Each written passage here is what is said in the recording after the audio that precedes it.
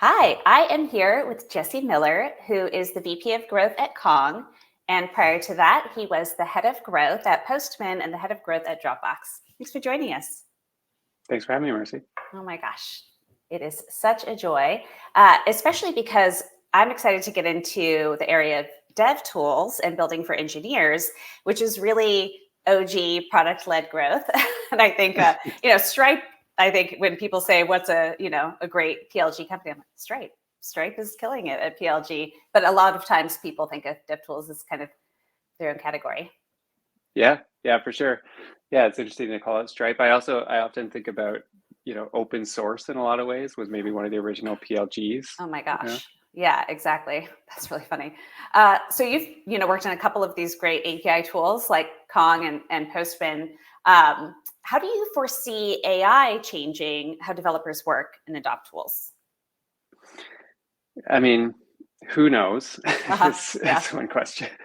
It's all moving so quickly that it's hard to say. But the one way that I think about it is see it as the next abstraction layer. I think that I've been actually started in software development, many years ago at this point, and so I can remember back when there was just sort of the abstraction layer from assembly to C, and then you start to see other programming languages come out that abstracted another layer up, like Java, and then eventually scripting languages. Yeah. And so while we've seen a lot of productivity gains already with things like Copilot, I do think what I imagine is that that's going to continue to evolve in a way that it ends up being a full-blown additional abstraction layer. There's still going to be developers. It's not going to go all the way to there's no need for developers or something, but there is going to be this additional abstraction layer. And given where I've been playing, I think a lot about what that means for APIs specifically. Yeah. I think that there's certainly going to be a need for APIs, but I think things like API discovery and API documentation, we're going to see some massive changes in that space over time. It just, the days of kind of going and figuring out an API on a docs page and grabbing your curl commands and stuff, I think that's going to pretty quickly disappear and seem pretty archaic in another 5 years. Yeah, maybe be more of a conversation with the LLM. Yeah, potentially, or you just, say what you, somehow, declare what you need to go do. And there's all of the APIs have, been preloaded into your Copilot. Maybe it's the company approved ones, and instantly it's just kind of giving you the services that are required. And you can even be abstracted away from if those are internally built services or externally built services, and they're just provided directly for you. Yeah. That's rad. So we'll have jobs. That makes me feel better. Yeah, hopefully. It's interesting. So what are some of the similarities and differences between building for someone who's like a Dropbox user who doesn't have to be, Dropbox is so easy to use, doesn't have to be technical at all. And it really took off too with students transferring music and other items of interest and media companies using it to store massive files. How is that customer and building for them and helping them see value quickly? How is that different from building for developers? Well, one of the differences that I learned pretty quickly, I moved from Dropbox right into Postman, and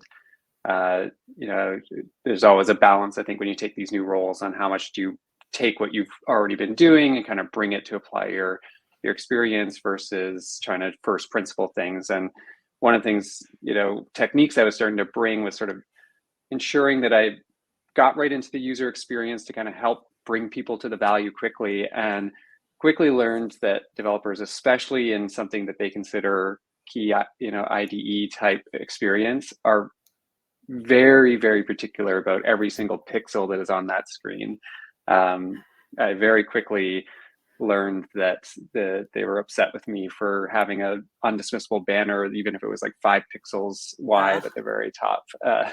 So that was a big difference, is that we had to be a lot more empathetic to the fact that, hey, this is something that I'm using for my work that I've got in front of me every single day. Whereas at Dropbox, there was quite a bit of ability to kind of leverage the UX as we wanted. What surfaces did you end up playing with if you can't use like what we think of as the canonical tools in that way.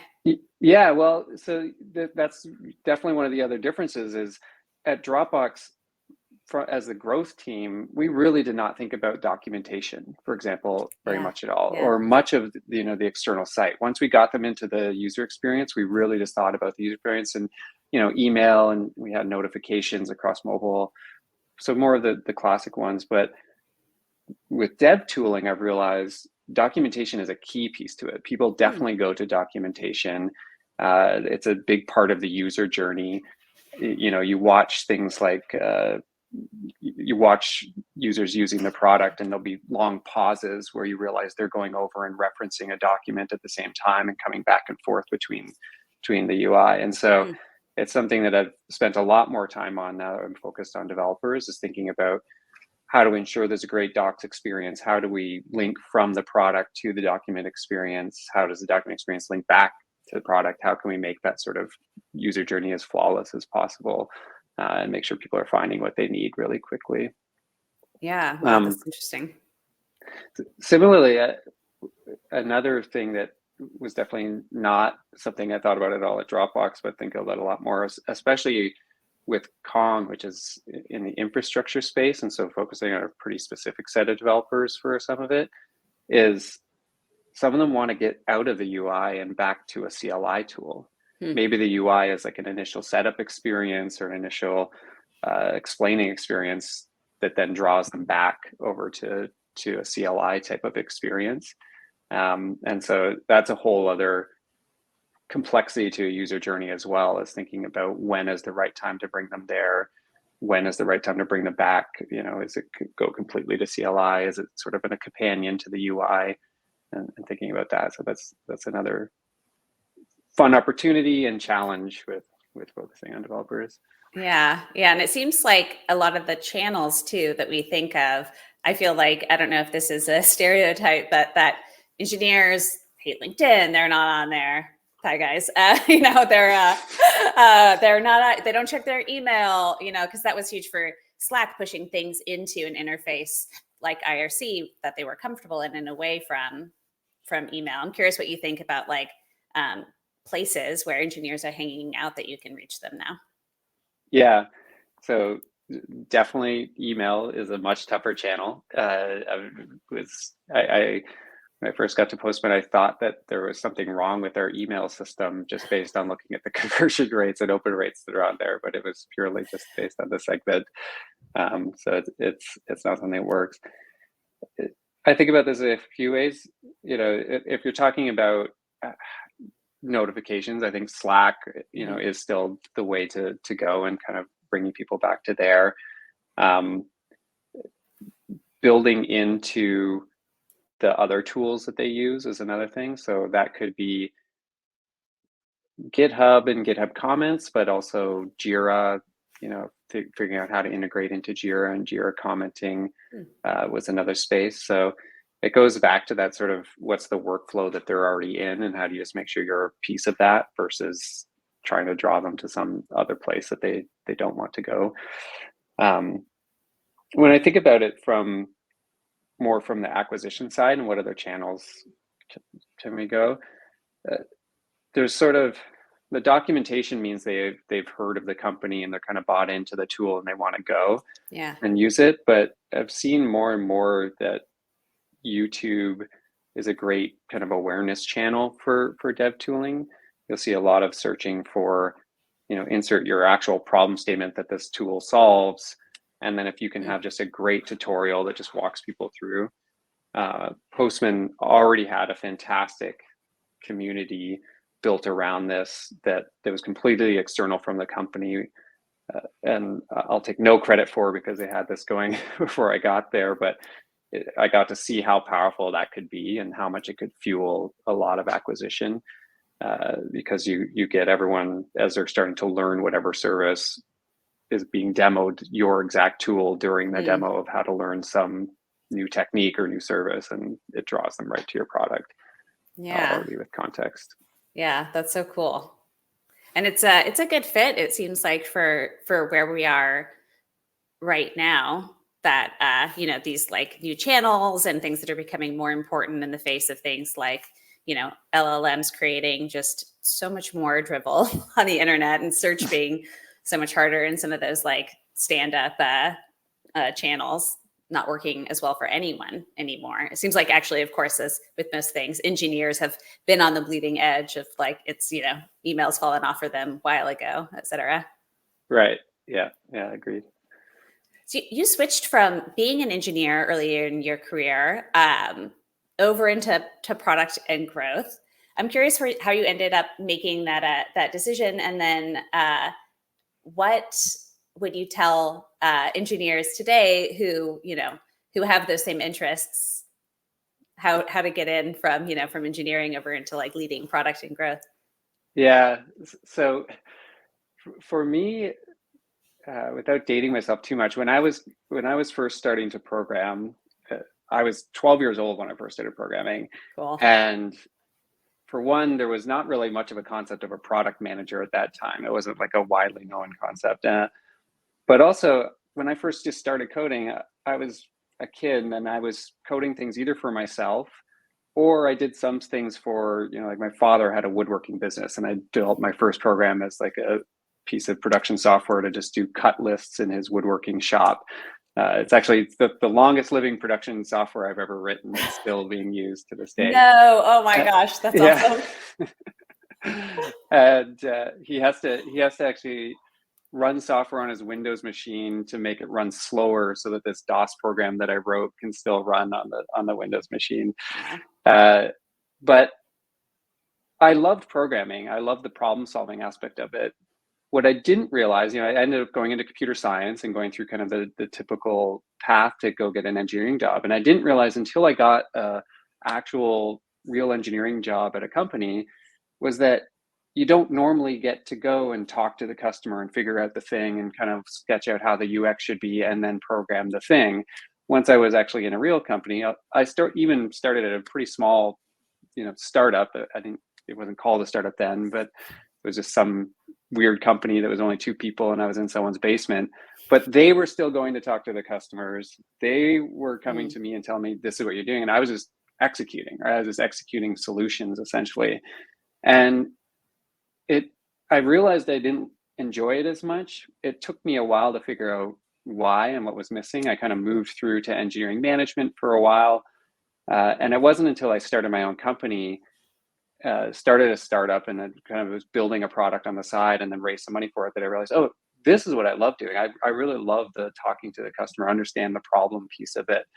And so all that to say, for me, I think it was always a piece that I enjoyed, and I sort of fell into it over time because of it, because that's what I enjoyed, and just like kept chasing the opportunity and eventually got to it.